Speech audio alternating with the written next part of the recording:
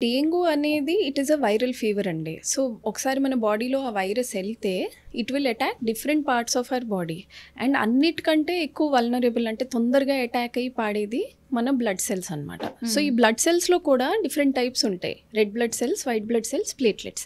ఈ ప్లేట్లెట్స్ అనేవి మనకి ఎందుకు ఇంపార్టెంట్ అంటే ఇప్పుడు మనకి ఎక్కడైనా దెబ్బ తాకినా, రక్తం ఎక్కువ కారుతున్నప్పుడైనా ఆ ప్లేట్లెట్స్ ఎళ్లి అక్కడ ఒక క్లాట్ ఫార్మ్ అవుతాయి.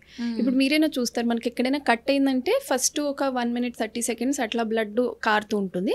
ఇమీడియట్‌గా అది క్లాట్ అయిపోతుంది. సో, ఆ క్లాట్ ఏంటంటే ఒక కవర్ లాగా ఫామ్ అవుతుందన్నమాట. సో, లోపల ఉన్న బ్లడ్ ఇంకా ఆగిపోతుంది, బయటికి రాదు. కానీ మనకి డెంగ్యూలో ఏమవుతుందంటే ఈ ప్లేట్లెట్స్ మీదే ఆ వైరస్ అటాక్ చేస్తుంది. సో, మన body mechanism of forming that clots అవి పోతుందన్నమాట.